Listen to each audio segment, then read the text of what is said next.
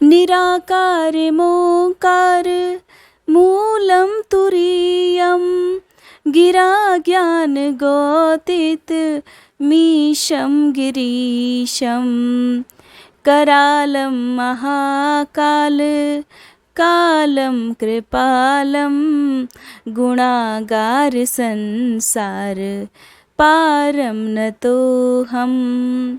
श्री शिवाय नमस्तुभ्यम। आप सभी का एक बार फिर से हमारे YouTube चैनल पर हार्दिक स्वागत है।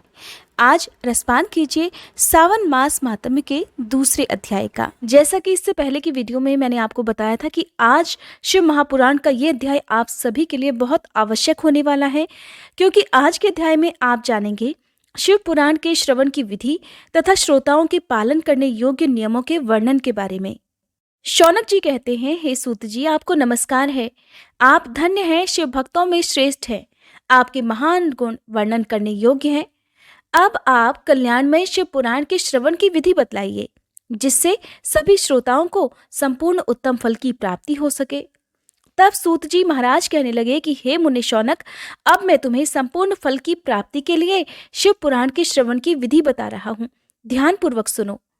पहले किसी ज्योतिषी को बुलाकर दान मान से संतुष्ट करके अपने सहयोगी लोगों के साथ बैठकर बिना किसी विघ्न बाधा के कथा की समाप्ति होने के उद्देश्य से शुद्ध मुहूर्त का अनुसंधान कराएं और फिर प्रयत्न पूर्वक देश देश में स्थान स्थान पर यह संदेश भेजें कि हमारे यहाँ शिव पुराण की कथा होने वाली है। अपने कल्याण की इच्छा रखने वाले लोगों को उसे सुनने के लिए अवश्य पधारना चाहिए। कुछ लोग भगवान श्रीहरि की कथा से बहुत दूर पड़ गए हैं। कितने ही स्त्री शूद्र आदि भगवान शंकर के कथा कीर्तन से वंचित रहते हैं। उन सभी को भी सूचना मिल जाए, ऐसा प्रबंध करना चाहिए। देश देश के जिस भी कोने में जो भगवान शिव के भक्त हों तथा शिव कथा के कीर्तन और श्रवण के लिए उत्सुक हों, उन सभी को आदर पूर्वक बुलवाना चाहिए और आए हुए लोगों का सभी प्रकार से आदर सत्कार करना चाहिए। शिव मंदिर में, तीर्थ में, वन प्रांत में अथवा घर में शिव पुराण की कथा सुनने के लिए उत्तम स्थान का निर्माण करना चाहिए। केले के खंभों से सुशोभित एक ऊंचा कथा मंडप तैयार कराएं।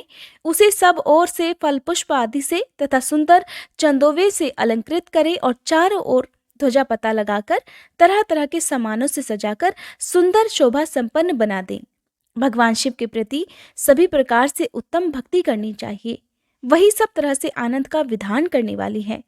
परमात्मा भगवान शंकर के लिए दिव्य आसन का निर्माण करना चाहिए तथा कथावाचक के लिए भी एक ऐसा दिव्य आसन बनाना चाहिए जो उनके लिए सुखद हो सके। हे मुने, नियम पूर्वक कथा सुनने वाले श्रोताओं के लिए भी यथा योग्य सुंदर स्थानों की व्यवस्था करनी चाहिए। अन्य लोगों के लिए साधारण स्थान ही रखना चाहिए, जिसके मुख से निकली हुई वाणी देहधारियों के लिए कामधेनु के समान अभीष्ट फल देने वाली होती है। उस पुराण वेत्ता विद्वान वक्ता के प्रति तुच्छ बुद्धि कभी नहीं करनी चाहिए। संसार में जन्म तथा गुणों के कारण बहुत से गुरु होते हैं, परंतु उन सभी में पुराणों का ज्ञाता विद्वान ही सबसे परम गुरु माना जाता है। पुराण वेत्ता पवित्र, दक्ष, शांत, ईर्ष्या पर विजय पाने वाला, साधु और दयालु होना चाहिए। ऐसा प्रवचन कुशल विद्वान इस पुण्यमयी कथा को कहे। सूर्योदय से आरंभ करके 3:30 पहर तक उत्तम बुद्धि वाले विद्वान पुरुष को शिव पुराण की कथा सम्यक रीति से बांचनी चाहिए। मध्याह्न काल में 2 घड़ी तक कथा बंद रखनी चाहिए, जिससे कथा कीर्तन से अवकाश पाकर लोग अपना अपना कार्य कर सकें। कथा प्रारंभ होने से एक दिन पहले व्रत ग्रहण करने के लिए वक्ता को शौर करा लेना चाहिए। जिन दिनों कथा हो रही हो उन दिनों प्रयत्न पूर्वक प्रातःकाल का सारा नित्य कर्म संक्षेप से ही कर लेना चाहिए। वक्ता के पास उसकी सहायता के लिए एक दूसरा वैसा ही विद्वान स्थापित करना चाहिए और वह भी सभी प्रकार के संशयों को निवृत्त करने में समर्थ और लोगों को समझाने में कुशल होना चाहिए। कथा में आने वाले विघ्नों की निवृत्ति के लिए गणेश जी का पूजन सर्वप्रथम करना चाहिए। कथा के स्वामी भगवान शिव की तथा विशेषतः शिव पुराण की पुस्तक की भक्तिभाव से पूजा करें। तत्पश्चात उत्तम बुद्धि वाला श्रोता तन मन से शुद्ध और प्रसन्नचित्त होकर आदर पूर्वक शिव पुराण की कथा सुने। जो भी वक्ता और श्रोता अनेक प्रकार के कर्मों में भटक रहे हों, काम आदि 6 विकारों से युक्त हों, स्त्री में आसक्ति रखते हों और पाखंडपूर्ण बातें कहते हों, वे पुण्य के भागीदार कभी नहीं होते। जो लौकिक चिंता तथा धन, ग्रह और पुत्र आदि की चिंता को छोड़कर कथा में मन लगाए रहते हैं, उन शुद्ध बुद्धि पुरुषों को उत्तम फल की प्राप्ति होती है। आप सभी श्रोतागणों को एक जानकारी दे दूं कि आप सभी शिव महापुराण की इस कथा को घर पर जिस भी समय सुनते हैं, उस समय कोशिश यही करनी चाहिए कि आपके आसपास कोई भी किसी भी प्रकार का विघ्न आपकी इस कथा में ना हो। आप जब भी कथा सुने तो उस समय आपका मन शांत होना चाहिए। पूरी तरह से भगवान में ध्यान लगाकर आप उस कथा में इस तरह डूब जाएं कि आपको ऐसा लगना चाहिए कि सारा दृश्य आपके सामने उपस्थित हो गया है। उसे ही कहते हैं कि आप पूरी तरह से तन्मय होकर कथा सुन रहे हैं। और रही बात, जिस तरह से अभी इस कथा में बताया गया है कि आपको अपने आसपास कथा प्रारंभ करने से पहले सूचना दे देनी चाहिए कि आपके घर पर शिव महापुराण की कथा होने वाली है, तो ऐसा आपको तभी करना है जब आपके घर पर खुद आपने शिव महापुराण की कथा का पाठ रखवाया हो। जब आप मोबाइल के द्वारा इन कथाओं को सुनते हैं तब आपके लिए ऐसा करना बिल्कुल भी ज़रूरी नहीं है। लेकिन हाँ, अगर आप हो सके तो इन कथाओं को मोबाइल पर, चाहे वो किसी भी माध्यम से हो, चाहे वो फेसबुक हो, व्हाट्सएप हो, स्टेटस हो, उसके माध्यम से आप इन कथाओं को दूसरे लोगों तक भेज सकते हैं। लेकिन इन कथाओं का संदेश आपको उन्हीं लोगों तक भेजना है जो कि भगवान में विश्वास रखते हों, जो कि सच्चे मन से शिव महापुराण की कथाएं सुनना चाहते हों।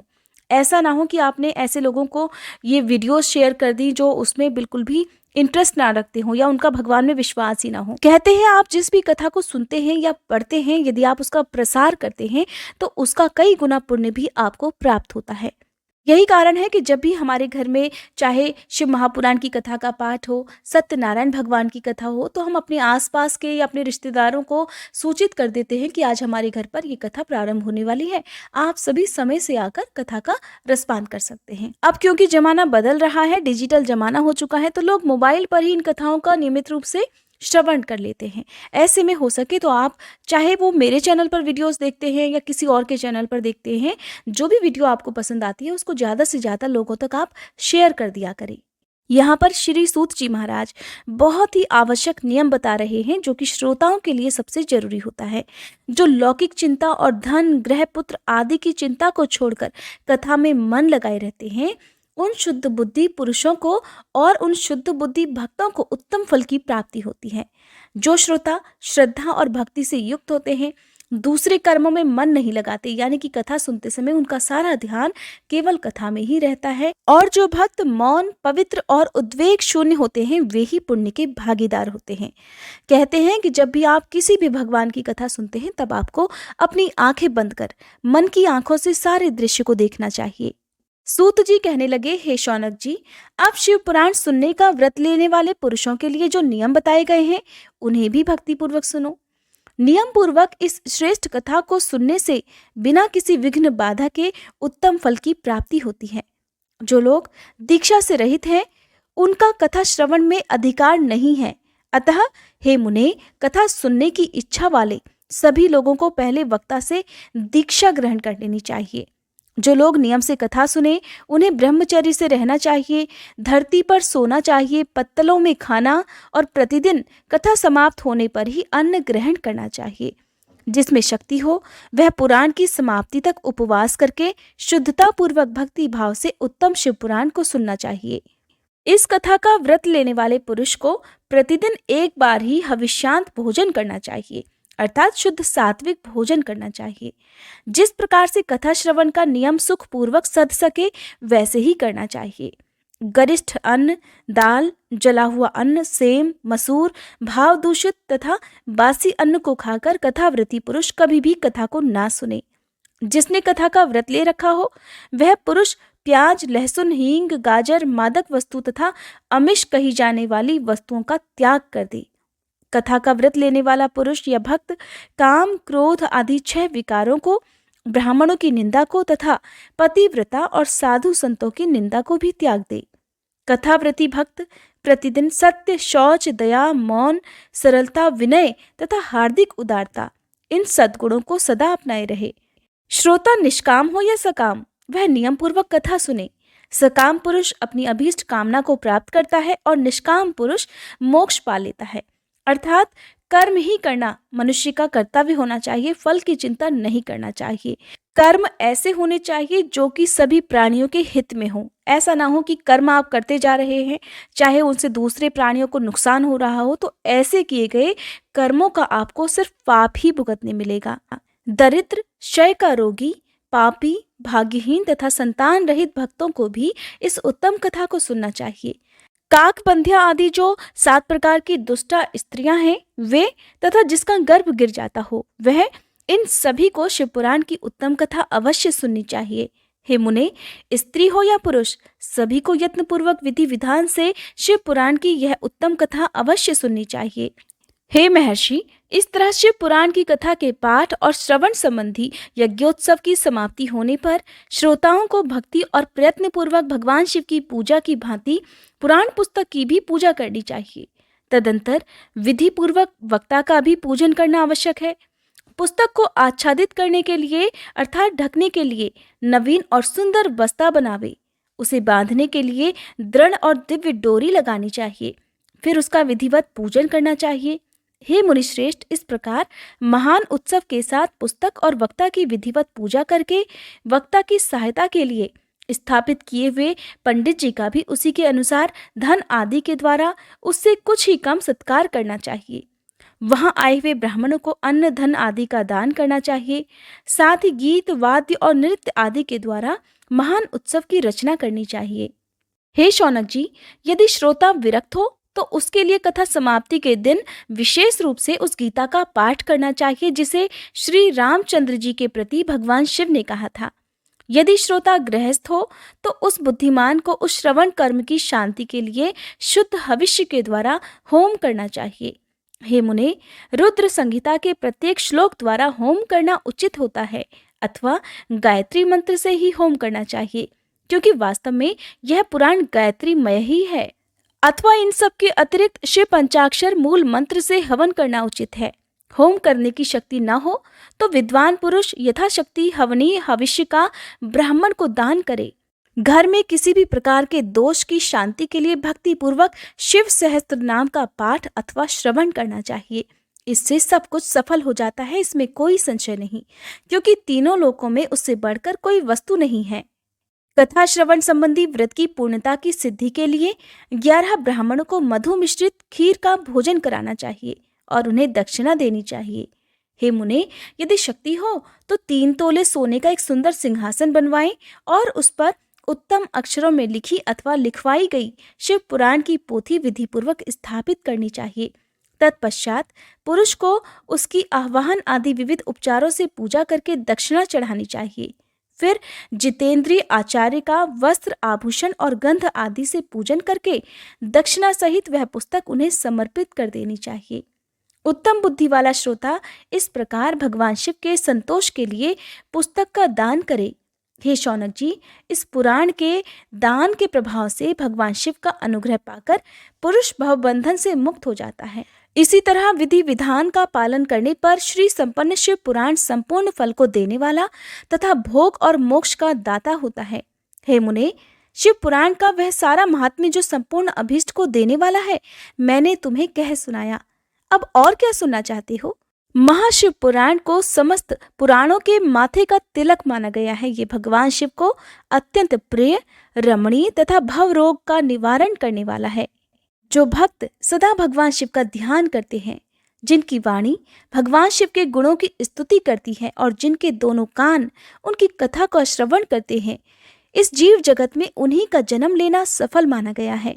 वे निश्चय ही संसार सागर से पार हो जाते हैं।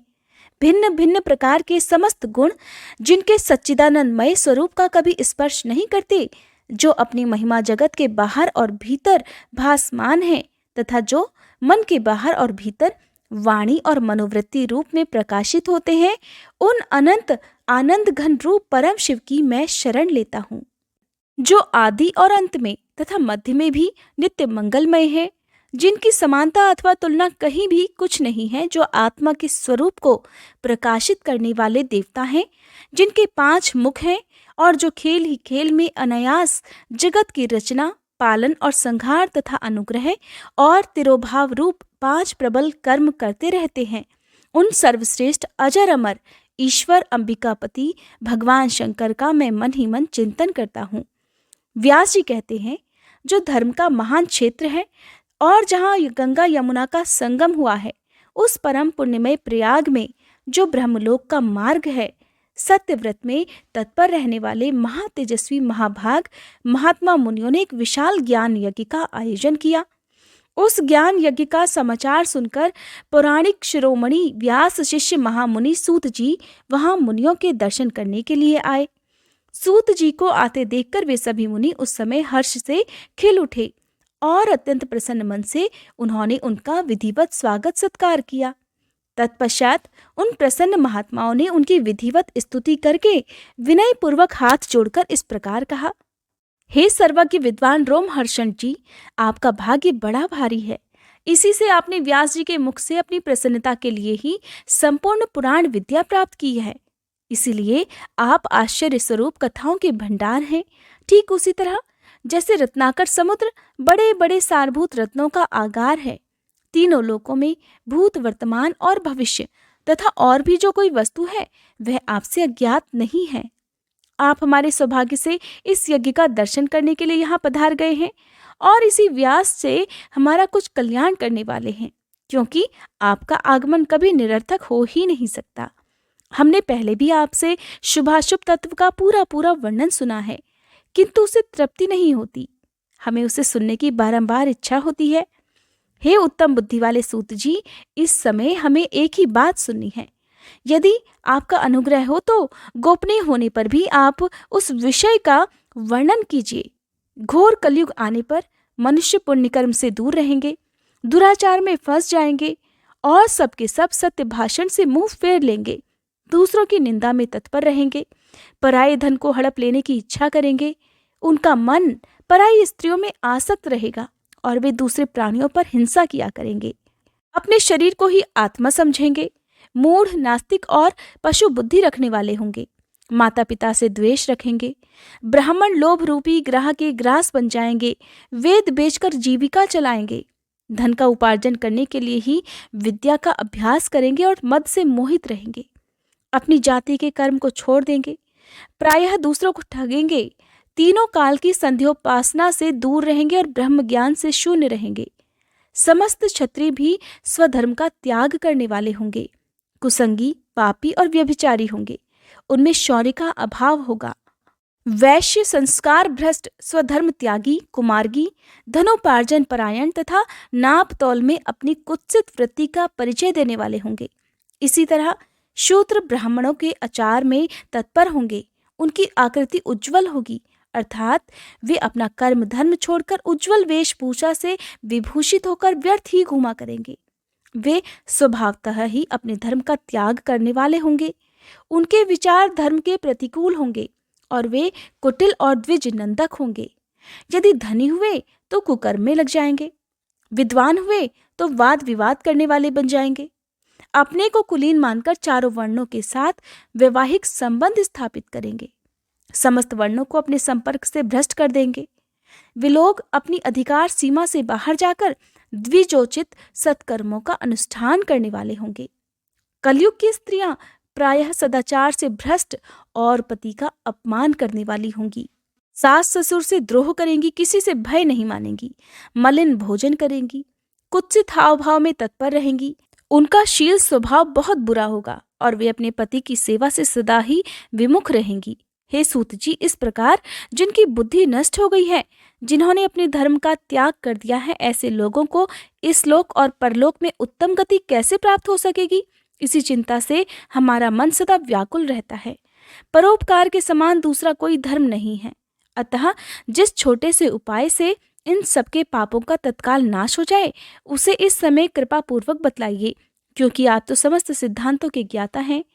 व्यास जी कहते हैं, उन भावितात्मा मुनियों की ये बात सुनकर सूत जी मन ही मन भगवान शंकर का स्मरण करके उनसे इस प्रकार बोले। सूत जी कहते हैं, हे साधु महात्माओं, आपने बहुत अच्छी बात पूछी है। आपका यह प्रश्न तीनों लोकों का हित करने वाला है। मैं गुरुदेव व्यास जी का स्मरण करके आप लोगों के स्नेहवश इस विषय का वर्णन करूंगा। आप सभी आदर पूर्वक सुनिए। सबसे उत्तम जो शिव पुराण है वह वेदांत का सार सर्वस्व है तथा वक्ता और श्रोता का समस्त पाप राशियों से उद्धार करने वाला है। इतना ही नहीं, वह परलोक में परमार्थ वस्तु को देने वाला है। कली की कल्मिश राशि का विनाश करने वाला है।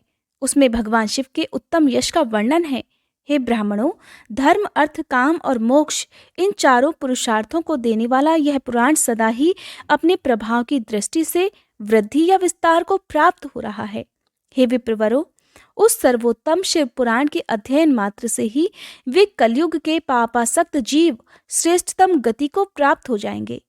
कलयुग के महान उत्पात तभी तक जगत में निर्भय होकर विचरेंगे जब तक यहाँ शिव पुराण का उदय नहीं हो जाएगा। इसे वेद के तुल्य माना गया है। इस वेदकल्प पुराण का सबसे पहले भगवान शिव ने ही प्रणयन किया था। विद्वेश्वर संहिता, रुद्र संहिता, विनायक संहिता, उमा संहिता, मात्र संहिता, एकादश रुद्र संहिता, कैलाश संहिता, शतरुद्र संहिता, कोटि रुद्र संहिता, सहस्त्र कोटि रुद्र संहिता, वायवी संहिता तथा धर्म संहिता, इस प्रकार इस पुराण के 12 भेद या खंड हैं। ये 12 संहिताएं अत्यंत पुण्यमयी मानी गई हैं। हे ब्राह्मणों, अब मैं उनके श्लोकों की संख्या बता रहा हूँ। आप सभी लोग वह भी आदरपूर्वक सुनिए। विद्वेश्वर संहिता में कुल 10,000 श्लोक हैं। रुद्र संहिता, विनायक संहिता, उमा संहिता और मातृ संहिता, इनमें से प्रत्येक में 8-8 हजार श्लोक हैं। हे ब्राह्मणों, एकादश रुद्र संहिता में 13,000, कैलाश संहिता में 6,000, शतरुद्र संहिता में 3,000, कोटि रुद्र संहिता में 9,000, सहस्त्र कोटि रुद्र संहिता में 11,000, वायवी संहिता में 4,000 तथा धर्म संहिता में 12,000 श्लोक हैं। इस प्रकार मूल शिव पुराण की श्लोक संख्या 1,00,000 है, परंतु व्यास जी ने उसे 24,000 श्लोकों में संक्षिप्त कर दिया है। पुराणों की क्रम संख्या के विचार से इस शिव पुराण का स्थान चौथा है। इसमें 7 संहिताएं हैं। इस प्रकार सूत जी सभी ऋषियों को शिव महापुराण का परिचय दे रहे हैं। सूत जी कहते हैं, पूर्व काल में भगवान शिव ने श्लोक संख्या की दृष्टि से 100 करोड़ श्लोकों का एक ही पुराण ग्रंथ ग्रथित किया था। सृष्टि के आदि में निर्मित हुआ यह पुराण साहित्य अत्यंत विस्तृत था। फिर द्वापर आदि युगों में द्वैपायन अर्थात व्यास जी आदि महर्षियों ने जब पुराण का 18 विभागों में विभाजन कर दिया, उस समय संपूर्ण पुराणों का संक्षिप्त स्वरूप केवल 4,00,000 श्लोकों का ही रह गया। उस समय उन्होंने शिव पुराण का 24,000 श्लोकों में प्रतिपादन किया। यही इसके श्लोकों की कुल संख्या है। यह वेदतुल्य पुराण 7 संहिताओं में बटा हुआ है। इसकी पहली संहिता का नाम विद्वेश्वर संहिता है। इस प्रकार 7 संहिताओं से युक्त दिव्य शिव पुराण वेद के तुल्य प्रमाणिक तथा सबसे उत्कृष्ट गति प्रदान करने वाला है। यह निर्मल शिव पुराण भगवान शिव के द्वारा ही प्रतिपादित है। इसे शैव शिरोमणि भगवान व्यास जी ने संक्षेप से संकलित किया है। ये समस्त जीव समुदाय के लिए उपकारक, त्रिविध तापों का नाश करने वाला, तुलना रहित और सत्पुरुषों को कल्याण प्रदान करने वाला है। इसमें वेदांत विज्ञान में प्रधान तथा निष्कपट अर्थात निष्काम धर्म का प्रतिपादन किया गया है। यह पुराण ईर्ष्या रहित अंतःकरण वाले विद्वानों के लिए जानने की वस्तु है। इस वर्तमान कल्प में जब सृष्टि कर्म आरंभ हुआ था, उन दिनों 6 कुलों के महर्षि परस्पर वाद विवाद करते हुए कहने लगे, अमुक वस्तु सबसे उत्कृष्ट है और अमुक नहीं है। उनके इस विवाद ने अत्यंत महान रूप धारण कर लिया और वे सबके सब अपनी शंका के समाधान के लिए सृष्टिकर्ता अविनाशी ब्रह्मा जी के पास गए और हाथ जोड़कर विनय भरी वाणी में कहने लगे, हे प्रभु, आप संपूर्ण जगत को धारण पोषण करने वाले तथा समस्त कारणों के भी कारण हैं। हम ये जानना चाहते हैं कि संपूर्ण तत्वों से परे परात्पर पुराण पुरुष कौन है। तब ब्रह्मा जी ने कहा, जहां से मन सहित वाणी उन्हें न पाकर लौट आती है तथा जिनसे ब्रह्मा, विष्णु, रुद्र और इंद्र आदि से युक्त ये संपूर्ण जगत समस्त भूतों और इंद्रियों के साथ पहले प्रकट हुआ है, वे ही ये देव महादेव सर्वज्ञ और संपूर्ण जगत के स्वामी हैं। ये ही सबसे उत्कृष्ट हैं। भक्ति से ही इनका साक्षात्कार होता है। दूसरे किसी उपाय से कहीं इनका दर्शन हो ही नहीं सकता। रुद्र, हरि, हर तथा अन्य देवेश्वर सदा उत्तम भक्ति भाव से उनका दर्शन करना चाहते हैं। भगवान शिव में भक्ति होने से मनुष्य संसार बंधन से मुक्त हो जाता है। देवता के कृपा प्रसाद से उनमें भक्ति होती है और भक्ति से देवता का कृपा प्रसाद प्राप्त होता है। ठीक उसी तरह जैसे यहाँ अंकुर से बीज और बीज से अंकुर पैदा होता है। इसलिए तुम सब ब्रह्म ऋषि भगवान शंकर का कृपा प्रसाद प्राप्त करने के लिए भूतल पर जाकर वहां सहस्त्रों वर्षों तक चालू रहने वाले एक विशाल यज्ञ का आयोजन करो। इन यज्ञपति भगवान शिव की ही कृपा से वेदोक्त विद्या के सारभूत साध्य साधन का ज्ञान होता है। सूत जी कहते हैं, हे मुनीश्वरों, इस साधन का महात्म्य बताने के प्रसंग में आप लोगों के लिए एक प्राचीन वृतांत का वर्णन करूंगा, उसे ध्यान देकर आप सुनिए। पहले समय की बात है। पराशर मुनि के पुत्र मेरे गुरु व्यास देव जी सरस्वती नदी के सुंदर तट पर तपस्या कर रहे थे।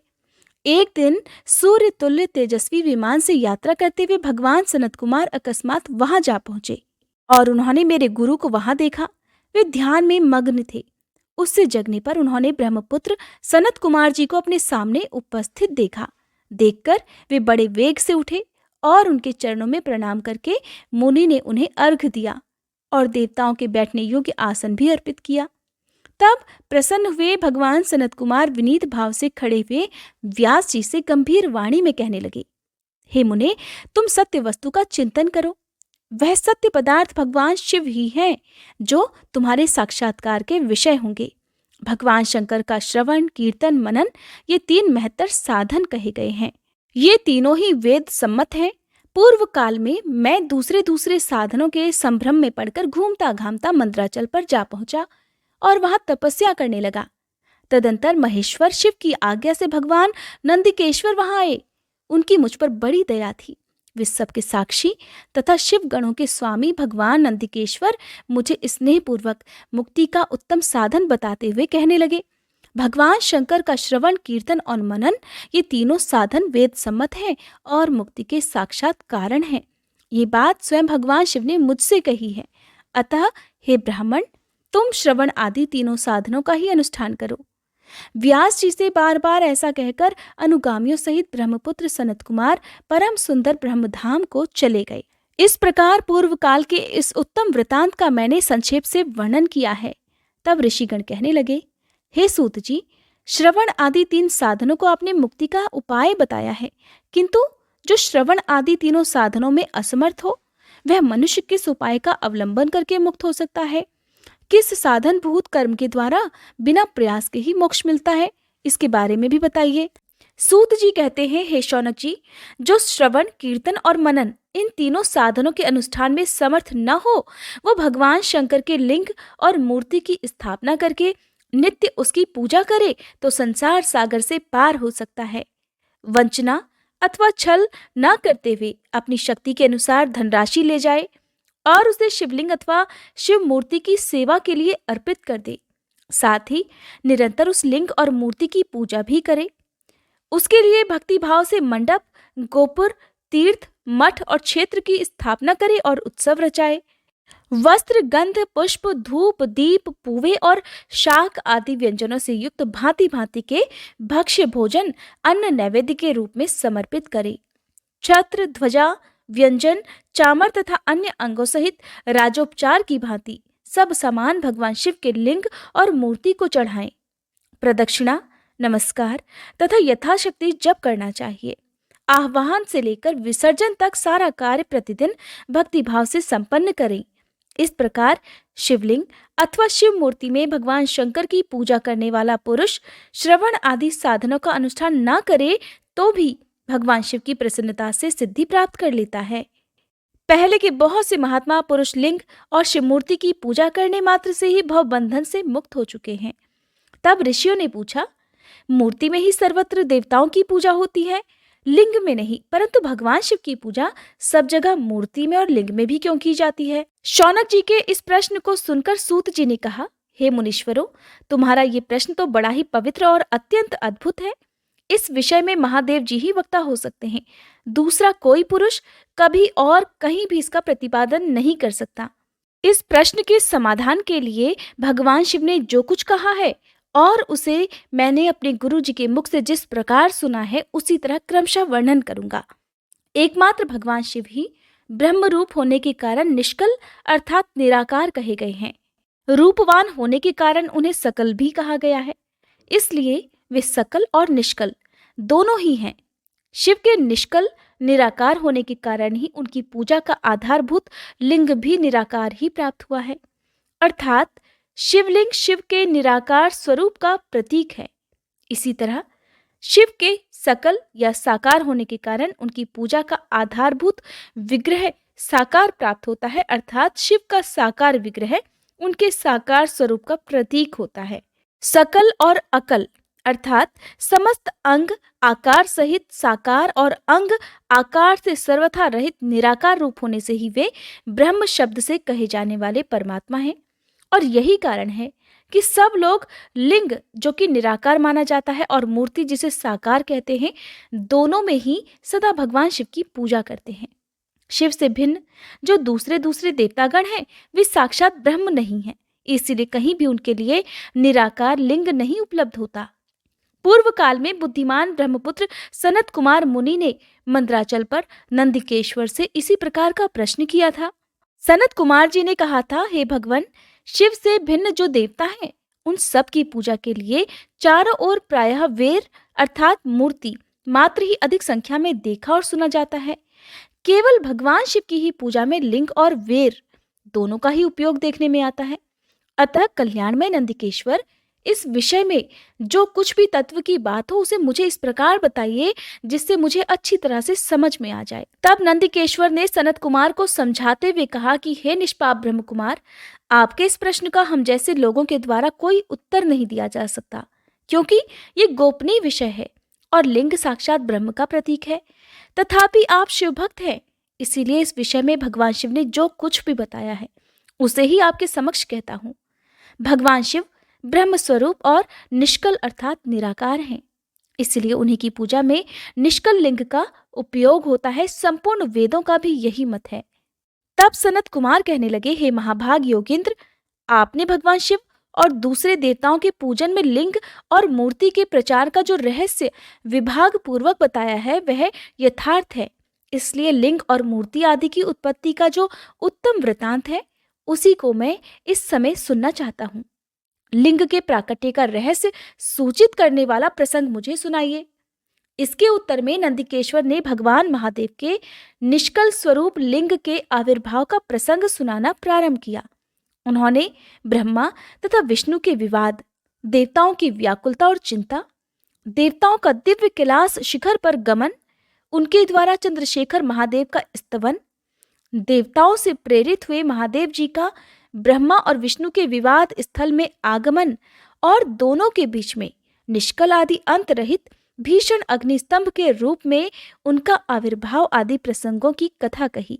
इसके पश्चात श्री ब्रह्मा और विष्णु दोनों के द्वारा उस ज्योतिर्मय स्तंभ की ऊंचाई और गहराई का थाह लेने का प्रयास और केतकी पुष्प के शाप वरदान आदि के प्रसंग भी सुनाए। नंदिकेश्वर कहने लगे, तदंतर वे दोनों ब्रह्मा और विष्णु भगवान शंकर को प्रणाम करके दोनों हाथ जोड़कर उनके दाएं बाएं भाग में चुपचाप खड़े हो गए। फिर उन्होंने वहां साक्षात प्रकट पूजनीय महादेव जी को श्रेष्ठ आसन पर स्थापित करके पवित्र पुरुष वस्तुओं द्वारा उनका पूजन किया।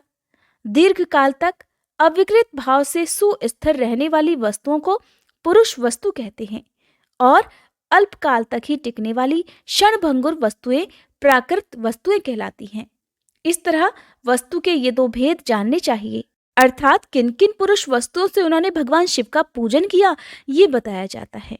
हार, नुपुर, केयूर, किरीट, मणिमय कुंडल, यज्ञोपवीत, उत्तरी वस्त्र, पुष्पमाला, रेशमी वस्त्र, हार, मुद्रिका, पुष्प, तांबूल, कपूर, चंदन और अगरू का अनुलेप, धूप, दीप, श्वेत छत्र, व्यंजन, ध्वजा, चंवर तथा अन्यान्य दिव्य उपहारों द्वारा जिनका वैभव वाणी और मन की पहुंच से परे था, जो केवल पशुपति अर्थात परमात्मा के ही योग्य थे और जिन्हें पशु कदापि नहीं पा सकते थे, उन दोनों ने अपने स्वामी महेश्वर का पूजन किया।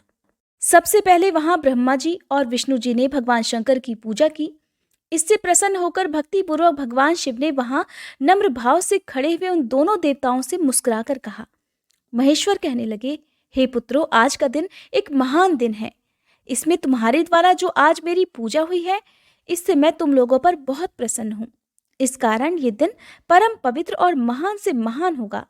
आज की यह तिथि शिवरात्रि के नाम से विख्यात होकर मेरे लिए परम प्रिय होगी। इस समय में जो मेरे लिंग अर्थात निष्कल अंग आकृति से रहित निराकार स्वरूप के प्रतीक वेर अर्थात सकल साकार रूप के प्रतीक विग्रह अर्थात मूर्ति की पूजा करेगा, वह पुरुष जगत की सृष्टि और पालन आदि कार्य भी कर सकता है। जो शिवरात्रि को दिन रात निराहार और जितेंद्रिय रहकर अपनी शक्ति के अनुसार निश्चल भाव से मेरी यथोचित पूजा करेगा, उसको मिलने वाले फल का वर्णन भी सुनो।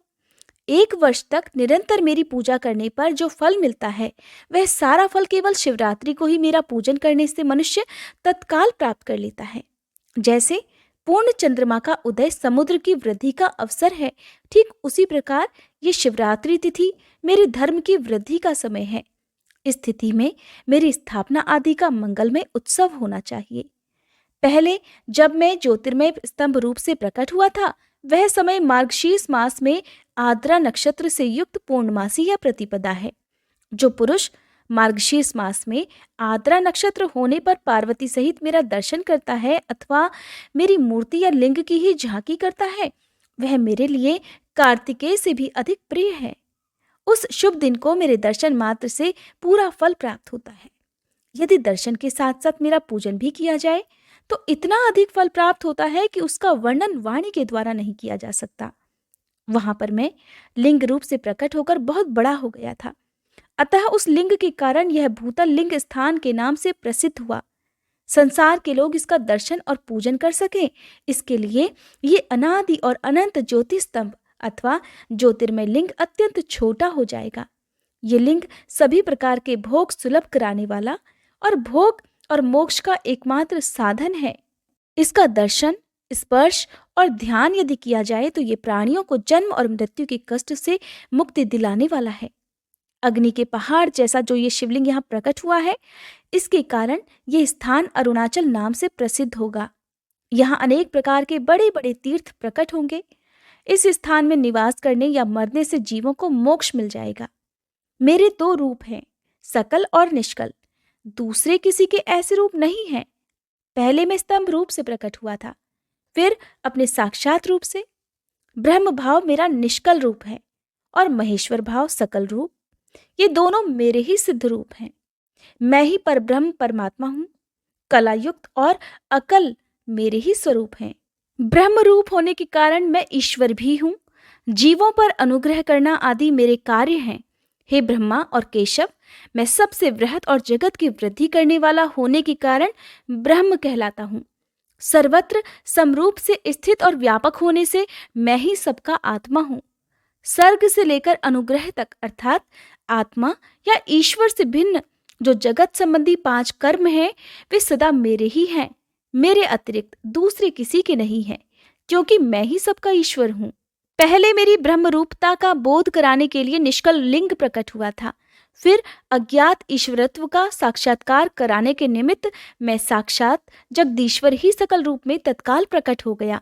अतः मुझ में जो ईशत्व है उसे ही मेरा सकल रूप जानना चाहिए, और जो ये मेरा निष्कल स्तंभ है वह मेरे ब्रह्म स्वरूप का बोध कराने वाला है। ये मेरा ही लिंग है। तुम दोनों प्रतिदिन यहाँ आकर इसका पूजन करो। ये मेरा ही स्वरूप है और मेरे सामीप्य की प्राप्ति कराने वाला है। लिंग और लिंगी में नित्य अभेद होने के कारण मेरे इस लिंग का महान पुरुषों को भी पूजन करना चाहिए। मेरे एक लिंग की स्थापना करने का ये फल बतलाया गया है कि उपासक को मेरी समानता की प्राप्ति हो जाती है। यदि एक के बाद दूसरे शिवलिंग की भी स्थापना कर दी गई, तब तो उपासक को फलस्वरूप मेरे साथ एकत्व अर्थात सायुज्य मोक्ष रूप फल प्राप्त हो जाता है। प्रधानतया शिवलिंग की ही स्थापना करनी चाहिए। मूर्ति की स्थापना उसकी अपेक्षा गौण कर्म है। शिवलिंग के अभाव में सब ओर से मूर्ति युक्त होने पर भी वह स्थान क्षेत्र नहीं कहलाता। तब श्री ब्रह्मा जी और विष्णु जी ने पूछा, हे महादेव, सृष्टि आदि 5 कृत्यों के लक्षण क्या हैं? ये हम दोनों को बतलाइए। तब भगवान शिव कहने लगे, मेरे कर्तव्यों को समझना अत्यंत गहन है, फिर भी मैं कृपापूर्वक तुम्हें उनके विषय में बता रहा हूँ। हे ब्रह्मा और अच्युत, सृष्टि, पालन, संहार, तिरोभाव और अनुग्रह, ये 5 ही मेरे जगत संबंधी कार्य हैं जो नित्य सिद्ध हैं। संसार की रचना का जो आरंभ है उसी को सर्ग या सृष्टि कहते हैं। मुझसे पालित होकर सृष्टि का सुस्थिर रूप से रहना ही उसकी स्थिति है, उसका विनाश ही संहार है। प्राणों के उत्क्रमण को तिरोभाव कहते हैं। इन सब से छुटकारा मिल जाना ही मेरा अनुग्रह होता है। इस प्रकार ये मेरे 5 कृत्य हैं। सृष्टि आदि जो 4 कृत्य हैं वे संसार का विस्तार करने वाले हैं, और 5वां कृत्य अनुग्रह मोक्ष का हेतु है। वह सदा मुझ में ही अचल भाव से स्थिर रहता है। मेरे भक्तजन इन 5 कृत्यों को 5 भूतों में देखते हैं। सृष्टि भूतल में, स्थिति जल में, संहार अग्नि में, तिरोभाव वायु में और अनुग्रह आकाश में स्थित है। पृथ्वी से सबकी सृष्टि होती है, जल से सबकी वृद्धि और जीवन रक्षा होती है, अग्नि सबको जला देती है, वायु सबको एक स्थान से दूसरे स्थान को ले जाती है और आकाश सबको अनुग्रहित करता है। विद्वान पुरुषों को यह विषय इसी रूप में जान लेना चाहिए। इन 5 कृत्यों का भार वहन करने के लिए ही मेरे 5 मुख हैं। 4 दिशाओं में 4 मुख हैं और इनके बीच में 5वां मुख है। हे पुत्रों, तुम दोनों ने तपस्या करके प्रसन्न हुए मुझ परमेश्वर से सृष्टि और स्थिति नामक 2 कृत्य प्राप्त किए हैं। ये दोनों तुम्हें बहुत प्रिय हैं। इसी प्रकार मेरी विभूति स्वरूप रुद्र और महेश्वर में 2 अन्य उत्तम कृत्य संहार और तिरोभाव मुझसे प्राप्त किए हैं, परंतु अनुग्रह नाम का कृत्य दूसरा कोई नहीं पा सकता। रुद्र और महेश्वर अपने कर्म को भूले नहीं है, इसीलिए मैंने उनके लिए अपनी समानता प्रदान की है। वे रूप, वेश, कृत्य, वाहन, आसन और आयुध आदि में मेरे ही समान हैं। मैंने पूर्व काल में अपने स्वरूप भूत मंत्र का उपदेश किया है, जो ओंकार के रूप में प्रसिद्ध है। वह महामंगलकारी मंत्र है। सबसे पहले मेरे मुख से ओंकार प्रकट हुआ था, जो मेरे स्वरूप का बोध कराने वाला है। ओंकार वाचक है और मैं वाच्य हूँ। ये मंत्र मेरा स्वरूप ही है। प्रतिदिन ओंकार का निरंतर स्मरण करने से मेरा ही सदा स्मरण होता है। मेरे उत्तरवर्ती मुख से अकार का, पश्चिम मुख से उकार का, दक्षिण मुख से मकार का, पूर्ववर्ती मुख से बिंदु का तथा मध्यवर्ती मुख से नाद का प्राकट्य हुआ है। इस प्रकार 5 अवयवों से युक्त ओंकार का विस्तार हुआ है। इन सभी अवयवों से एकीभूत होकर वह प्रणव ओम नाम का अक्षर हो गया। यह नाम रूपात्मक सारा जगत तथा वेद उत्पन्न स्त्री पुरुष वर्ग रूप दोनों कुल इसी प्रणव मंत्र से व्याप्त हैं। यह मंत्र शिव और शक्ति दोनों का बोधक है। इसी से पंचाक्षर मंत्र की उत्पत्ति हुई है। जो मेरे सकल रूप का बोधक है वह अकार आदि क्रम से और मकार आदि क्रम से क्रमशः प्रकाश में आया है। ओम नमः शिवाय ये पंचाक्षर मंत्र है। इसी प्रकार पंचाक्षर मंत्र से मात्र का वर्ण प्रकट हुए हैं, जो 5 भेद वाले हैं। उसी से शिरो मंत्र सहित त्रिपता गायत्री प्राकट्य हुआ है। उस गायत्री से संपूर्ण वेद प्रकट हुए हैं और उन वेदों से करोड़ों मंत्र निकले हैं। उन मंत्रों से भिन्न भिन्न कार्यों की सिद्धि होती है, परंतु इस प्रणव और पंचाक्षर से संपूर्ण मनोरथों की सिद्धि होती है। इस मंत्र समुदाय से भोग और मोक्ष दोनों सिद्ध हो जाते हैं। मेरे सकल स्वरूप से संबंध रखने वाले सभी मंत्र राज साक्षात भोग प्रदान करने वाले और शुभ कारक हैं। नंदिकेश्वर कहते हैं, तदंतर जगदम्बा पार्वती जी के साथ बैठे हुए गुरुवर महादेव जी ने उत्तराभिमुख बैठे हुए ब्रह्मा जी और विष्णु जी को पर्दा करने वाले वस्त्र से आच्छादित करके उनके मस्तक पर अपना करकमल रखकर धीरे धीरे उच्चारण करके उन्हें उत्तम मंत्र का उपदेश किया। मंत्र तंत्र में बताई हुई विधि के पालन पूर्वक 3 बार मंत्र का उच्चारण करके भगवान शिव ने उन दोनों शिष्यों को मंत्र की दीक्षा दी। फिर उन दोनों शिष्यों ने अर्थात ब्रह्मा जी और विष्णु जी ने गुरु दक्षिणा के रूप में अपने आप को ही समर्पित कर दिया और दोनों हाथ जोड़कर उनके समीप खड़े होकर उन देवेश्वर जगत गुरु का स्तवन किया अर्थात स्तुति की। ब्रह्मा जी और विष्णु जी कहने लगे, हे प्रभु, आप निष्कल रूप हैं, आपको नमस्कार है। आप निष्कल तेज से प्रकाशित होते हैं, आपको नमस्कार है। आप सबके स्वामी हैं, आपको नमस्कार है। आप सर्वात्मा को नमस्कार है अथवा सकल स्वरूप आप महेश्वर को नमस्कार है। आप प्रणव के वाच्यार्थ हैं, आपको नमस्कार है। आप प्रणव लिंग वाले हैं, आपको नमस्कार है। सृष्टि, पालन, संहार, तिरोभाव और अनुग्रह करने वाले आपको नमस्कार है। आपके 5 मुख हैं, आप परमेश्वर को नमस्कार है। आप सबके आत्मा हैं, ब्रह्म हैं, आपके गुण और शक्तियां अनंत हैं, आपको नमस्कार है। आपके सकल और निष्कल 2 रूप हैं, आप सद्गुरु और शंभु हैं, आपको नमस्कार है। इन पद्यों द्वारा अपने गुरु महेश्वरों की स्तुति करके भगवान ब्रह्मा जी और विष्णु जी ने उनके चरणों में प्रणाम किया। तब महेश्वर कहने लगे, आद्रा नक्षत्र से युक्त चतुर्दशी को प्रणव का जप किया जाए तो वह अक्षय फल देने वाला होता है। सूर्य की संक्रांति से युक्त महा आद्रा नक्षत्र में एक बार किया हुआ प्रणव जप कोटि गुने जप का फल देता है।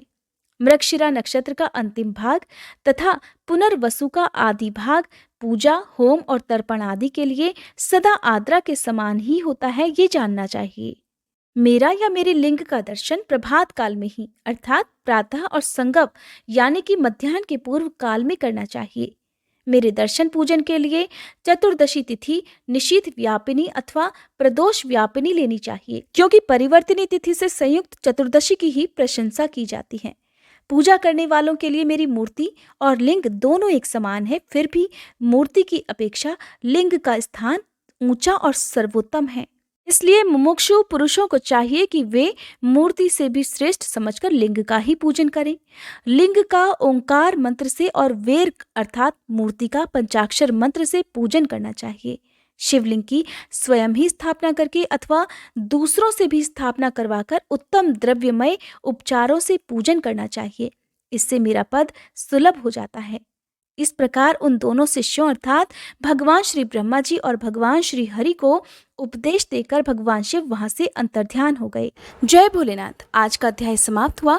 उम्मीद करती हूँ आप अगले अध्याय का इंतजार भी जरूर करेंगे।